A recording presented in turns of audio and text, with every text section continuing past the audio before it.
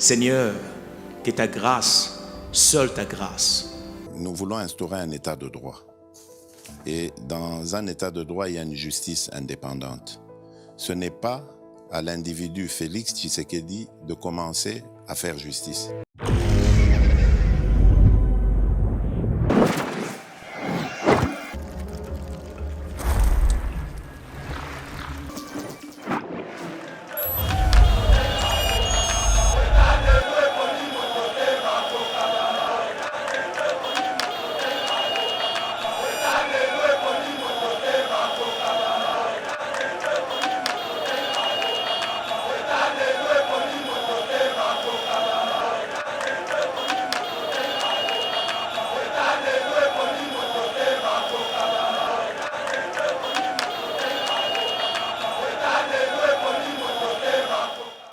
Le président de la République, les garants de la nation, n'absence naïe. Toi, c'est bien, n'absence naïe.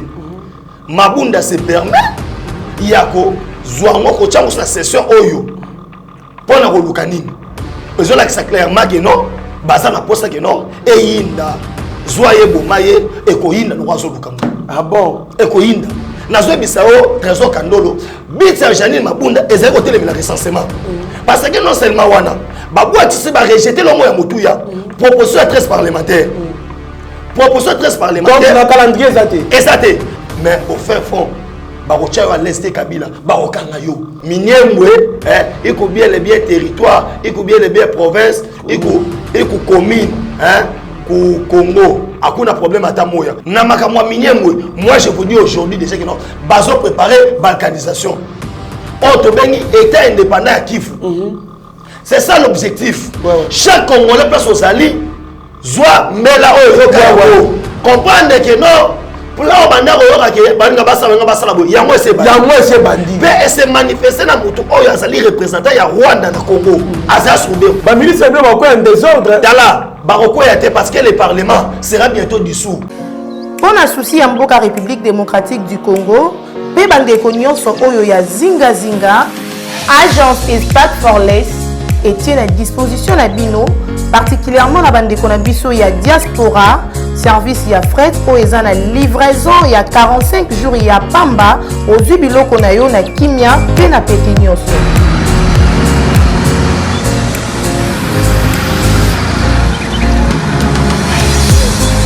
I don't want to sorry.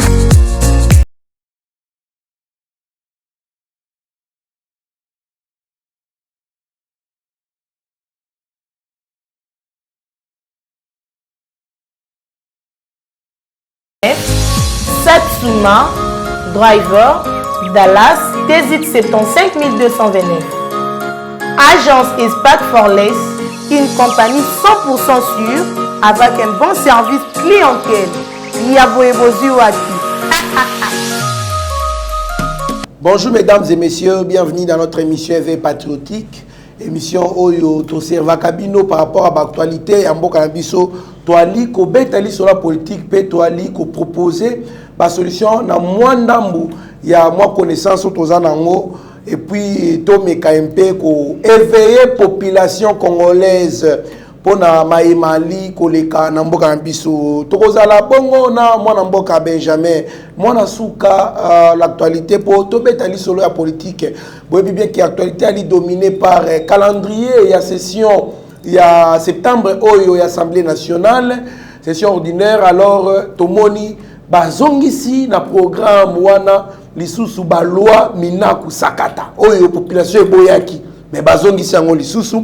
Tokobeta lisolo ya président de la République a pesa qui quand même mato inaye et puis pour ayanola na mituna, il y a presse, il y a diaspora congolaise. Et puis tokobeta lisolo ya baenyo somali kotala Mboka Biso surtout mitune belo batu bali kotuna kobenga biso sur makambo ya minembwe. En tout cas tokozanga pete kokota na mozindo ya maemisusu oyo ya liko intéressé Mboka Biso oyo batu bali komitunisa mingi. Mwana Mboka Benjamin, l'actualité mwana suka pièce contre pièce mbote na yo ndeko na ngai Trésor Kandolo, les grands journalistes et na sepeli susu kozala suna yo awana tongo lelo. Merci beaucoup mwana mboka yali esengo mingi ko partager na yo plateau na biso ya Yeba TV mwana mboka calendrier ya session ordinaire ya septembre wana na liko babongo na Assemblée nationale to moni susu ba loi o boboyaki o batu ba marchaki o pekisa ba député bakota na enceinte ya palais du peuple ezongeli lisusu réaction na ya lindengeni Réaction na ngai eza chaud parce que tous une émission éveil patriotique. Voilà. Et aujourd'hui monde entier bazo pesa biso lelo raison que ça ba jeune moko boye ba sacrifier ba vie na bango pour nous faire analyse ya politique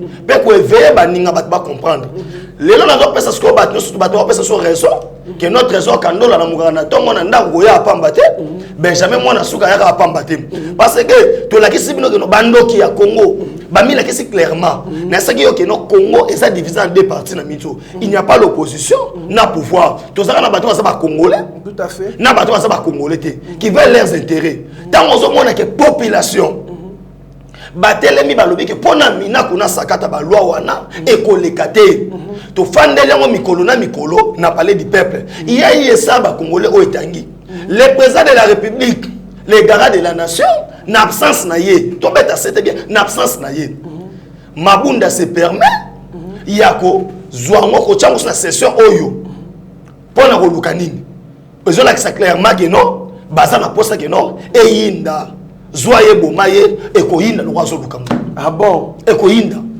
Si qu'on a comprendre te gouvernement ngo bino baebo ali ko kamba biso na FCC. Bokomi ko kamba biso na défi donc bitumba na bino population nyoso to esibir to alinini. Problème na biso salinini. Nous voulons le développement. Yoga préparation sur mon amour. Union pour la démocratie et le progrès social. Où nous mettons l'homme dans le centre, il y a développement. Mais bango sikoyo, bana idéologie wanate. Ils ont échoué pendant 18 ans. Et va comprendre que non, machine oyo est comme bloqué, chef de l'État. Pour Moussa Sama Biété et l'Assemblée nationale. Parce qu'il y a un censé non seulement recréer la loi, mais qu'on soit sous contrôle du gouvernement. Voilà, on a la mission de contrôle du gouvernement. Quand il y a la loi Malonga, à mon que non, il faut abalouer ça. Il y a l'Assemblée nationale. Et comme ma barre de autobéni, bas compte politique. Vous comprenez? Place où il faut pas aussi dans la politique. Place où il faut pas nous retirer, bah tiens, c'était pour machine et tambolaté. C'est ça. Ah bon? Oui. Alors, moi, Namboka, en tout cas, il n'y a pas si mingi comme on a Kambali, Namboka, Nabiso. En tout cas, il faut tant beau gérer Mboka, beau gérer Nabolingo. Bota la kaka bentéré na binoté. Bota pe bentéré à ba Congolais. Comment est-ce que vous avez la volonté à collecter la mokoza Mboka tambo poto benda na benda isusu bato mananzela et ben sous temps pendant que mandat eli ko kende pour mokoza Mboka se retrouver na faire mandat ça de l'autre côté. Vraiment.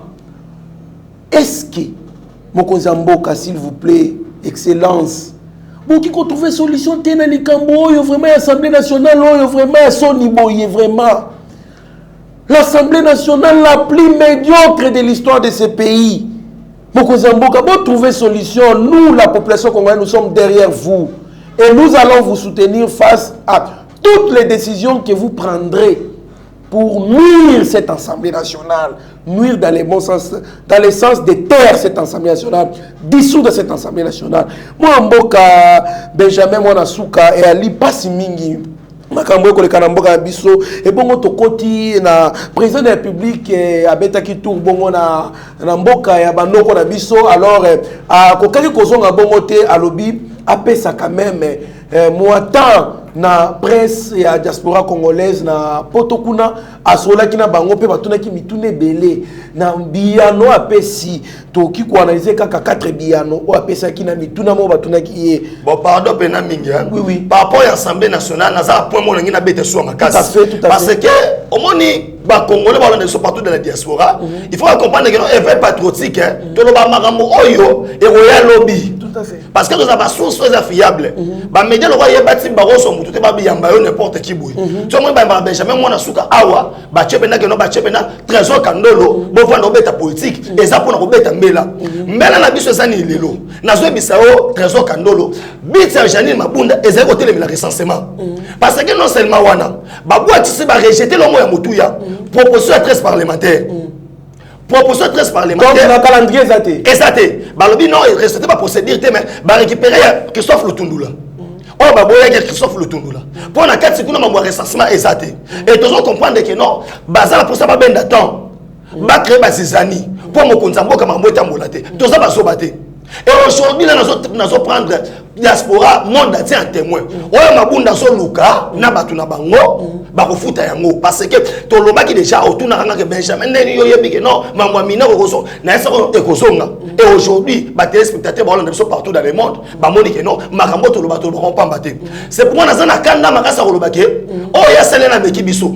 Mais tozo zelaye, ba inscrire yango, ne ba inscrire yango to ndimi. Tozo ya so mukolo ngo que non. Toi internet minako sakata balwa wana mukolo wana to kabula kitu wana. Merci beaucoup en tout cas et kozala kutu bien poto sila na kaka na bango mbala moko. Oui, le président de la République pe makambo ngo. Malette na solution par les messages. Poto bisabino skole lo. En tout cas, la solution 300 personnes ba to zomboka no tâche te. Pe député ngo le kango na voix normale te ba député ngo ba ça faut député. Yakoba en tout cas ali passe mingi moi mboka sur avenir il y a Joseph Kabila mokoza mboka alobi en tout cas coacher à l'aise il faut avoir à l'aise pour y un jour comme ancien président et bon comportement il y a na mandat na ye est-ce qu'il y a limé mon comportement Joseph Kabila mandat na ye est-ce que basai makambo ndenge moko ce qui se ko yé na mandat na ye pour azana poser place à l'aise tant aussi sa mandat yé asali ba violation de droits humains asali ba crime contre l'humanité mais ce que ceux qui prédécesseur na salaire ngo abakona ndelete pour que il faut ba à l'aise pour yépé en commencer président réaction na yo oui na c'est pas ma casse la déclaration mokonza mboka ala kisi que non aza président mon responsable parce que en soi Kabila et Tshisekedi n'ont pas un problème na ndenge nini lui c'est un ancien président oh azali président actuel oh tozana ye et puis alinga la kisaboya que mboka kokanga mutu et dépendra na ba loi ya mboka eza individuité eza te que chef de l'état fait ce que aya kanga Kabila non alobi boy aza pour sortir à l'aise oh eza deuxième fois lo ba yango après ça na verset biblique na discours na lobi non mo ça na ye ndenge parole sainte lobi eza te mutu mabe asani akufa mais mutu mabe abongola mutema mais si quand on mona que mutu ya mabe wana asobongola mutema te tozomona que non Joseph Kabila azana makamwa sala mabe c'est que da auteur loba bien que je ne vais pas fouiner dans le passé mais le passé d'hôtel on le passé en mo selengi le passé en mo emi fouiner emi bimisi to salani cela veut dire quoi wana ba bengi ngo langage moko diplomatique wana ba bengi parce que le chef de l'état se permettre que non abana ko baso ki pendengeni mais na so rassurer bino boyeke le sort de Joseph Kabila a été bien et bien scellé à Bruxelles place où ba fabriquer un monstre il y a Congo Joseph Kabila et ça à Bruxelles ba moko ba belge ba moi que non il est grand temps ba mettre frein na makambwana parce que entre ba walo na ba flamand ba ndako yokana te c'est que d'aki na Belgique maman surtout efandi kimia commission union européenne efandi sima solo ana zo biso boye wana etikali nango o to bengi ngo langage moko diplomatique mais au fin fond ba rocha à l'est Kabila ba okanga yo. Merci beaucoup Orkangaye ba des juges il s'est prononcé sur leur sujet à l'obil comme na bango il a déjà scellé mais wana ça on va discuter les gars de la nation atia on a poste yo boy même moi tous opélati kana mambo ya Kabila wana parce que retour bulu na kindomba ndoka histoire la Cécile na cassation oui na cassation ba osonga parce que na vacances ba osonga point na cassation donc ba osonga obi match so betamana ya moment Franck Diongo na otobengi fait na biso je ko mulu ba tu déposer plainte na ba déposer déjà na cassation bafundi na Kabila bafundi na niveau cassation bafundi na niveau cassation pour ba les obétam chef de l'état nga yele lobo nga yone foi ba ke ji ba juge constitutionnel ba prêter serment. Or so tali démarche ya Franck Diongo ils ont dévolé ba porter la cour constitutionnelle que loi portant statut à ce président et violer constitution kotoyo bafundi ko na sama ba crime ya mambo bengi chebea et puis ba ndeko ba na biso ya Jekoko par rapport ya auto bengi torture ba torturer ki bango. Ça veut dire quoi? Tout est établi. Or, na Congo, tout ça, ce qu'on a dimension, il y a des bateaux. Tout ça, bateau, oyo, basa ba Congolais, na bateau, ça va étranger. Et c'est pas ça les blocs. C'est-à-dire, marango bande kola la wana. Ba des juges massa guerrière. Il fallait que na cassation kuna. Tant que on battre la Kabila. Mais le roi aussi pour saboter. Chef d'État, les sorts a été déjà scellé. Ambassadeur rwandais. Oui, ambassadeur. Bah ali ko marché chaque jour. Ba bi a dénigraki ba mort nyos to ba kufina est kuna et ba tout ba activiste ba dai ko tambola ko marché ko manifester de sorte que ba déclarer personne non grata mais ici ko chef de l'état lobby azana pour ça entretenir des bonnes relations avec nos 9 voisins alors à signaler qui déjà na Rwanda pour baser ba mesures est-ce qu'il faut que tout signer na Rwanda topé to qui pour déclarer personne non grata? Non, le chef de l'état a un langage diplomatique, a un langage de paix. Parce que dans 3 mois, il sera Otobengi, président de l'Union africaine. Et à Rosala, président de Rwanda. Cela veut dire quoi? Il n'a qu'à aussi un responsable à Moutouana. Et bateau nous sommes le Baléloana. Pour l'ambassadeur. Bafanda 18 ans à Kabila. Nana Sena qui va bestir ambassadeur Moya ya Rwanda. Nana Sala Yango. Ils savent pourquoi ils va Sala Yango. Ils savent pourquoi ils va Sala Yango. Donc il ça trouble entre Bisso. Na Otobengi Rwanda. Toi il m'a ramené surtout. Yango le chef de l'État. Aza Aigle. Ndeke Yamayele. Fachi Beto. À comprendre aide d'État matabi balinga memelanga bo abendi bango et Rwanda ndenga sawana a retirer ambassadeur na pété pour basaki pendant 18 ans il y a des massacres na Congo pour basaki ambassadeur ya Rwanda longote ezana ngo lo mo mukeba longola e pour la demande na e pour la demande na e facha lobiki état qui est humain so esengeli mu demanda asane demanda Abia au salaire des mandats, à Kolinga prédécesseur, à Moussala Makasité. Voilà, au salaire des mandats. Merci beaucoup, Mboka. Tokoti na affaire Minembwe Baba Wangu. Muna ojisha Minembwe. Apana. Muna peleka Minembwe kukuba Rwanda. Apana. Atujise Minembwe. Batoto ya Est, beaucoup na utufata. Koyeba TV, Benjamin Mona sur actualité. Toi, ça kusema hivi, bolanda bakamunyo surtout wana nyoso balobela binote Minembwe iko bien les biens territoire iko bien les biens province iko commune ku Congo hakuna problème ata moya mutu anajisa Minembwe asana été. Merci beaucoup mutu anajisa Minembwe ashina ko apana mais mina ko chasema Minembwe iko mu risque parce que délégation automona ki okitaki na Minembwe kuna e bangisi nga moi personnellement dans le salemate na commune ya Lingwala par exemple baya ko Tchabougumès tout monde a Zoé Kabila s'est déplacé na commune ya Lingwala dans le salemate tout monde a ministre de défense ambassadeur ba autorité internationale ba se déplacer pour baya na Minembwe mwana mboka or Minembwe ezaki commune na décret numéro 13/020 du 13 juin 2013 conférant les statuts des villes et communes signées par Matata Mponyo. En 2013, n'est comme commune. Banda Kalawana, ba installa bourgmestre na niveau ba installer na Bongoti. Mais Kakalelo, de ba ko installer Bongo. Réaction na yo.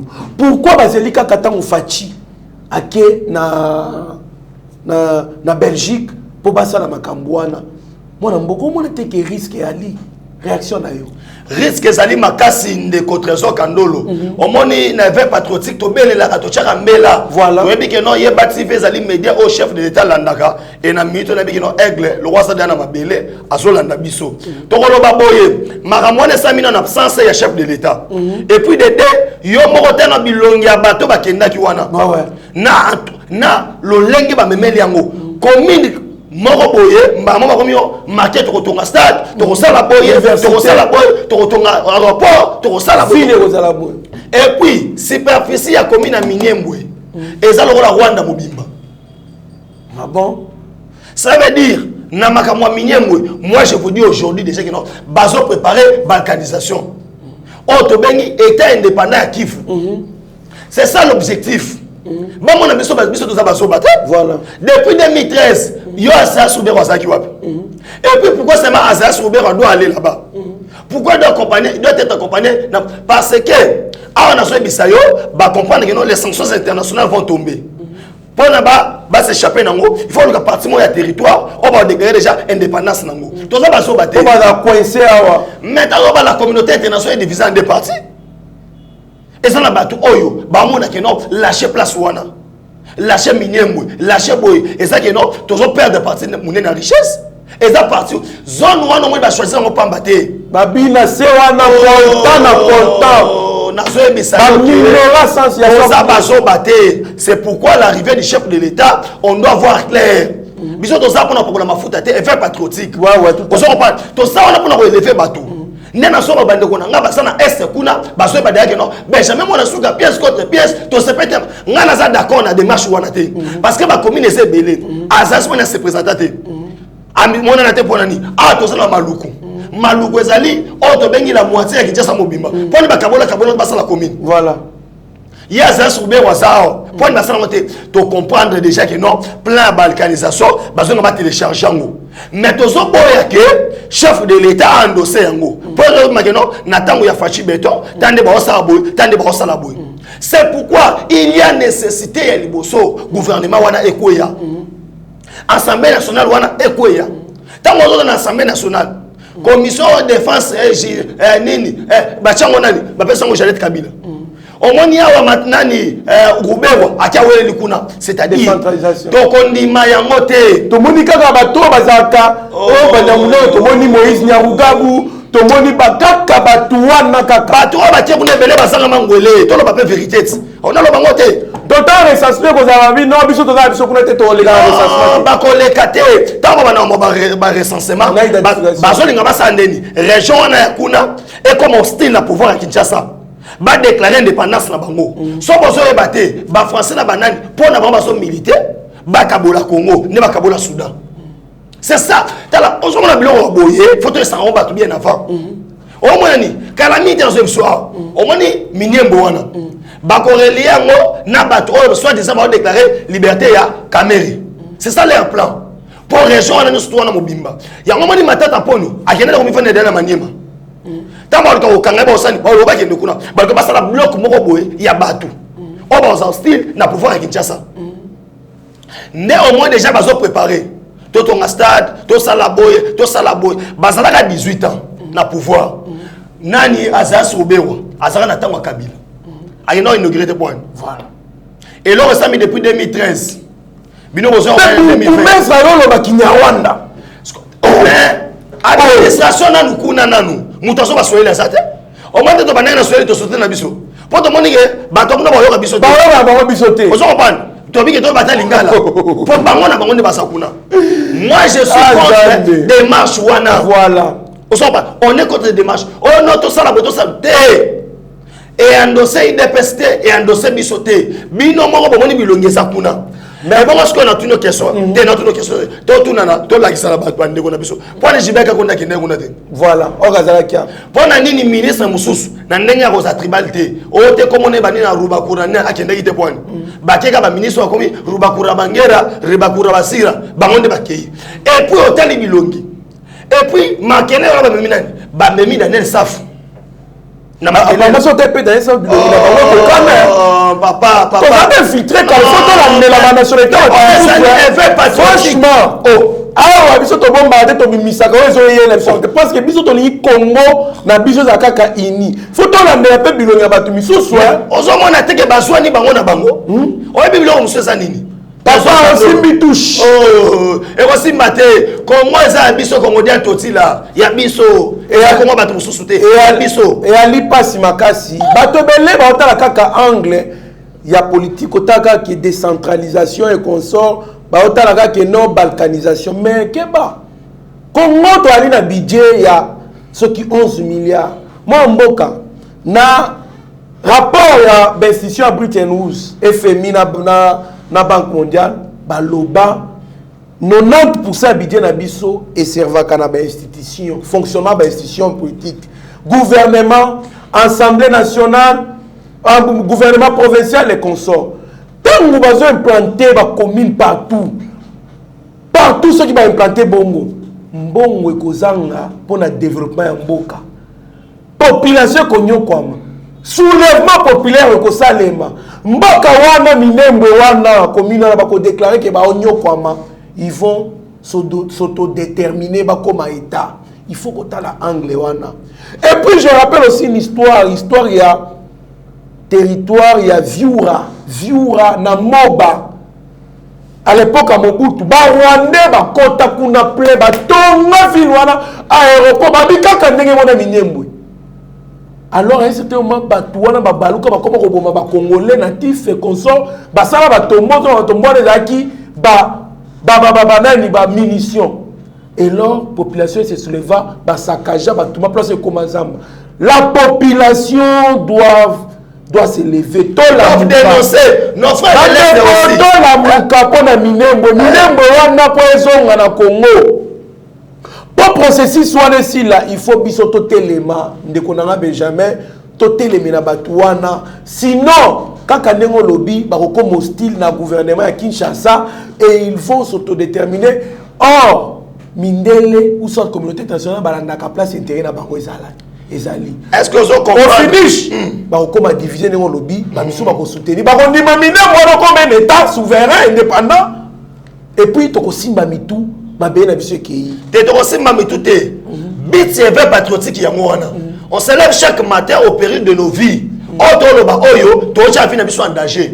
Chaque Congolais place aux alliés, zoa mela oyo kawo. Comprendre que non pour là banda oyo ka banga basala bo yango ese bandi pe ese manifester na mutu oyo azali représentant ya Rwanda na Congo aza soube a caché ba intérêt a caché te il a été le premier au thème de Gilbert quand on pour le recensement et maintenant na makambo minyembwe atindi délégation te balobi soko moni ndoki belela soko biso to moni ndoki et patriotique Benjamin Mwanasuka trésor Kandolo tozo belela Congolais la muka ba nyonso ba libanda mboka bola muka minembo wana selon ba étude faite et à li place coltan et vandi cuivre or ya kosakana te richesse réserve za wana za réserve qui nourrir je vous dis monde mobimba donc servir monde mobimba réserve za ana alors batu wana bazaka mayela mabe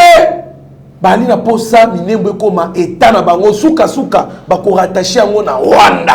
Mais c'est ça le but. Alors bandeko tola muka to telema batoto ya Kivu Mujima Manyema Grand Kivu mulamuke tufukushe baye bantu bale bende kwa boko buku mu Rwanda beko na kiri mbaya ndu ya inchi yetu. Voilà. Alors tunamuke tubafukushe. C'est ça. Ndu beko na kiri mbaya donc tulibapokelea tunaona sema leo banduku yetu mais mambo yanaweza kufanya sasa bana banduku yetu hapana. Tulamuke tubafuatirishe. Twende nabo tunakumwisho de sorte que minembo ishenda pana. Mboka Benjamin Mwanasuka twali kokoba l'émission na biso rapport Mamping Denis Mukwege. Il soutient le tribunal pénal international pour le Congo pour juger les criminels. Réaction à yo.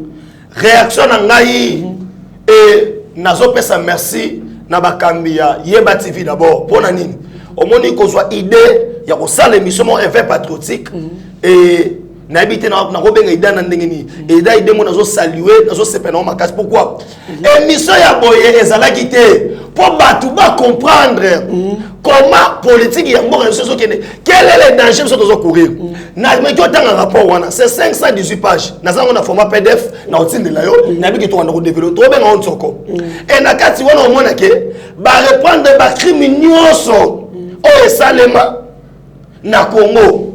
Et na kati wana o mona ke batu ebele ba ko sala juger par exemple ba Roger Lumbala par exemple na Kamwe ba Japé Bemba ça veut dire ba beti masolo ote ba kataka batu mike o batumbaka o ba liaka ba tutabana maboka so wana ezana kati maintenant il y a un danger quoi hein? Beaucoup de Congolais basaki alliance na Rwanda bayena ba Rwandais na Congo pour tuer les Congolais. Bagasa que toi ba sanctionner mundela kondima yango te. Awa Union européenne asa favorable, autant asa pas favorable. Il y a un moment de présence à Charles Michel. bandimi qu'il y aurait un tribunal de paix international pour la République démocratique du Congo. Grâce à l'effort, il y a autre Félix Ototreke Chilombo, Nandorotangi, docteur Denis Mukwege. Maintenant, ce qu'on a fait rapport à Nesani, la classe politique auto dirigée son amitié, Bango tout va au Kangama. Ah bon? Parce que ça ici, dans ma groupe rebelle. J'ai pas commencé à mon co. Car c'était, yo, au moment où on a RCD Goma, au coup de Rocher Lumba, la Basaki na Kati. Oui, Alexis Tambo Mwamba. Et puis, et l'or à Makase Zanini, Awana Panza Sekele. Tu as montré qu'il y a un pourquoi? Na rapport mapping, tribunal de paix international pour la RDC. Ce qu'on va relouquer, Minyembo wana comme un pays indépendant. Ba comme indépendant pour ba sanctionner bango côté. Ça veut dire bateau to ba occidentaux. Ba ça pour se débat retrancher bateau moko pour ça sanctionner. Or, awa moni Roger Lumbala leliote ngai ba ministre ngai papa amnistie ezate. Bazo juger ba criminels surtout. Oh ba commettre. Imaginez-vous Alexis Tambo Mwamba, actuel président ya Sénat. A autorisé à abattre avion na batunakati. Oh ezaki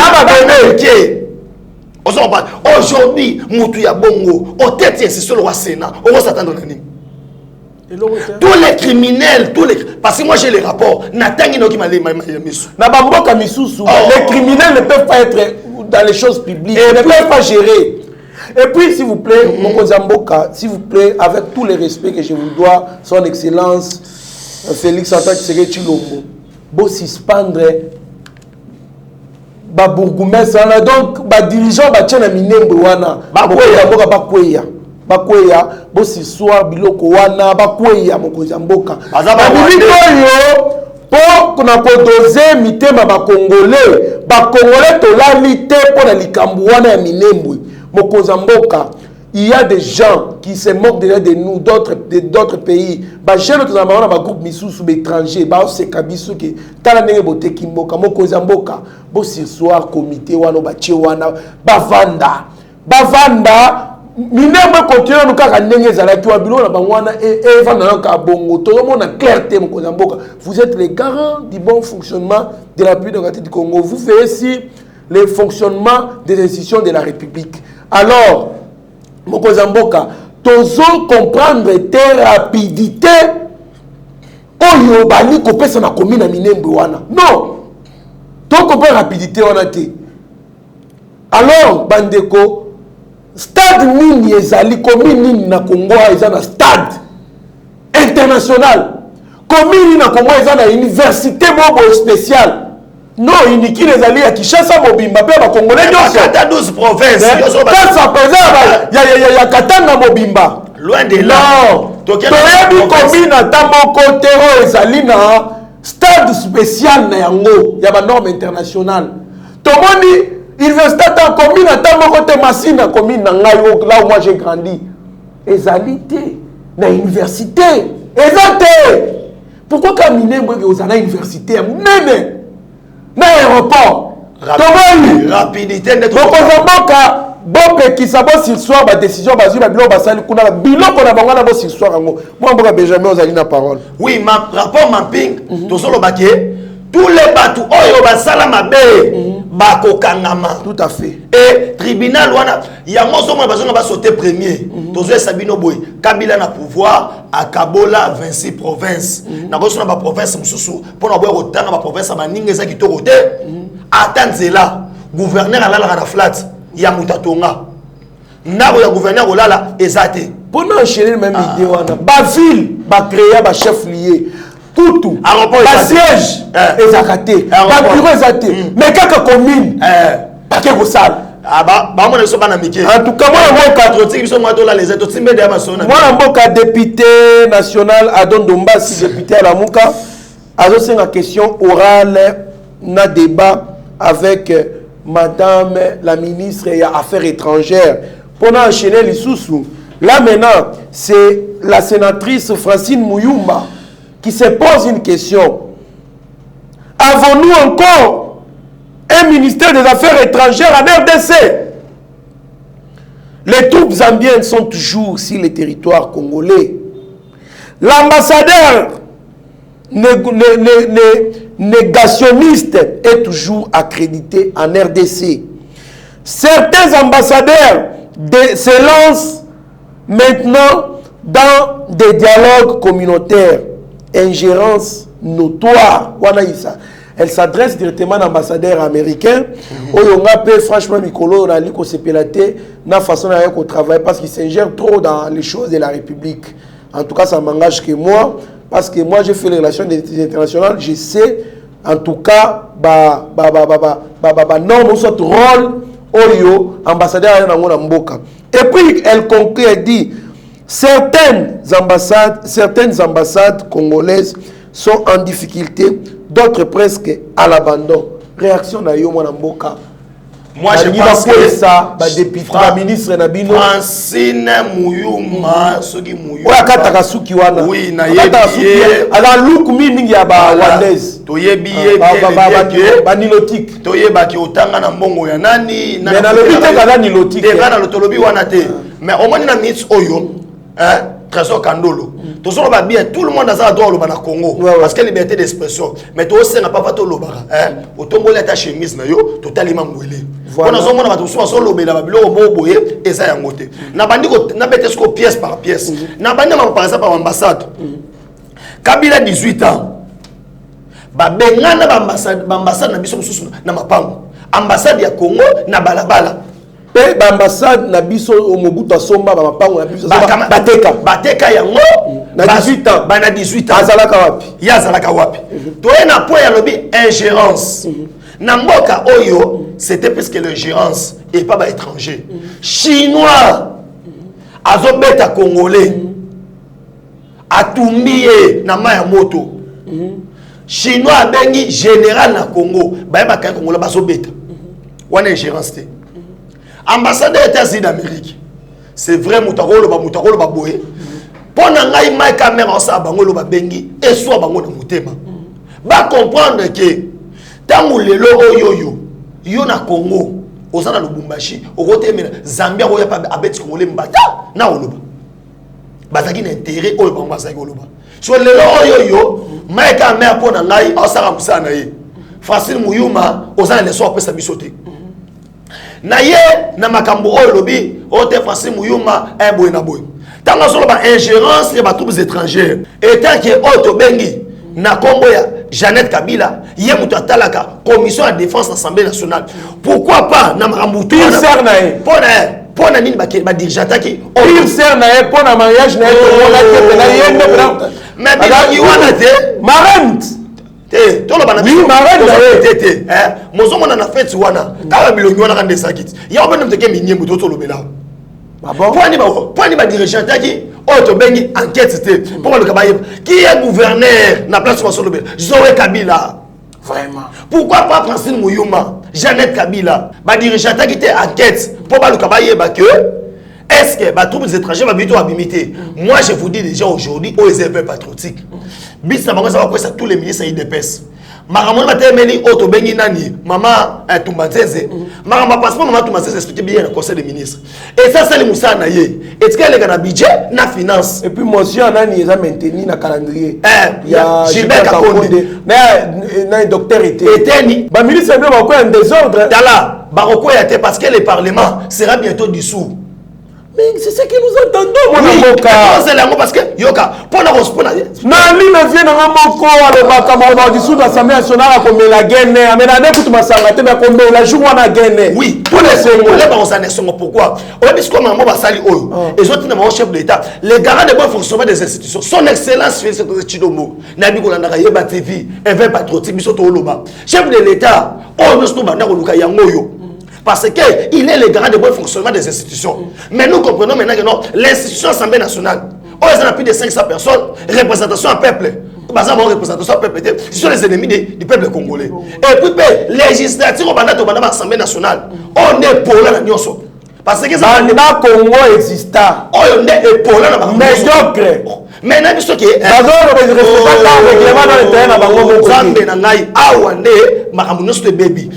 faut que Bameka. Et là, chef de l'État qui voyage, un voyage privé. Moi, je suis diplomatie, ministre des Affaires étrangères, merci beaucoup. Question à Souka, protocole émission, à Libongo, Kassa, Jacqueline, Koutana, cardinal en mbongo pona kosoane makambo lupango na ye. En tout cas, anemo. Anemo bena epesaka posa oseka. Parce que cardinal na makambo wala zate.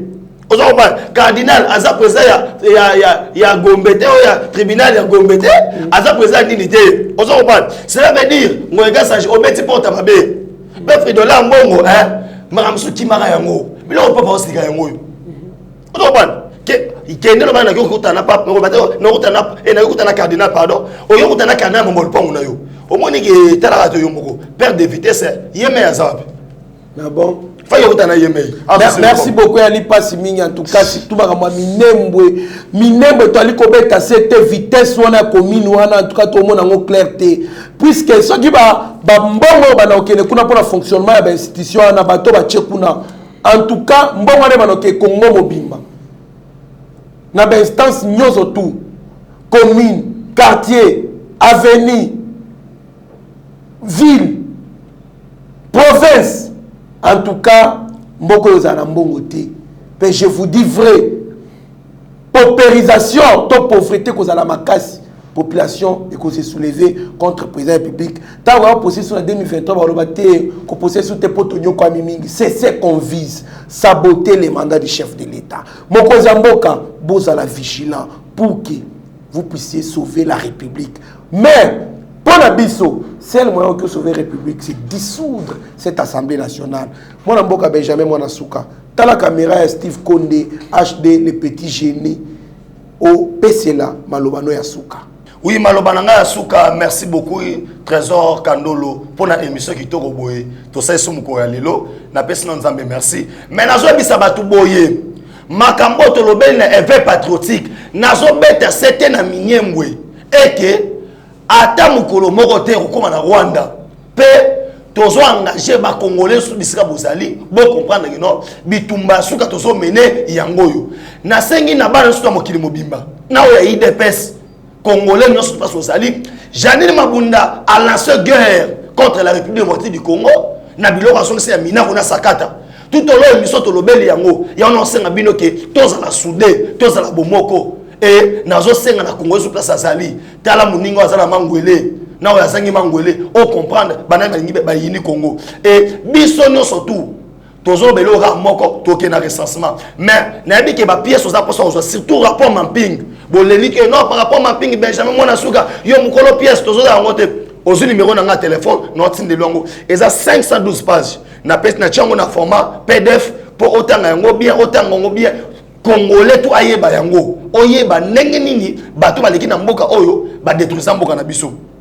au numéro de téléphone plus 943 9 70 40 89 57 plus 943 9 70 40 89 57 soit de comment na Facebook Benjamin Mwanasuka na profiter au pesa mbote na auto bengi like quelque part na Canada na pesa mbote na Rachel Bambote Nebele pe na maman na ngai na Californie. Merci beaucoup. Merci beaucoup Mwana Mboka Benjamin Araki Sengo mingi vraiment merci à Papa Jean Abeni, merci à Finance Massamba l'architecte et Madame Arlette na France, merci à Vicky Monama, merci à Maman Jeannette Toumba, merci Michela Moninga Malamu, merci mon papa Massou Penzi, Jacques Pongo, merci à Franklin Semi au Congo Central, pourquoi pas Maman Brigitte Amato. Merci à Mitterrand Anaya qui nous a assisté dans ces studios. Merci à Dieu merci bien bas. Pourquoi pas à Steve Kondé HD, le petit génie, Babiye Moko, caméraman, infographe, réalisateur, monteur. En tout cas, merci beaucoup. C'est un grand travail que vous faites pour la République démocratique du Congo. Restez branchés sur notre chaîne. Vous serez en aucun cas décis. Mieux vaut être maître de ce silence que plutôt esclave de ses propres mots. Merci. Bye. Seigneur, que ta grâce, seule ta grâce. Nous voulons instaurer un état de droit. Et dans un état de droit, il y a une justice indépendante. Ce n'est pas à l'individu Félix Tshisekedi de commencer à faire justice.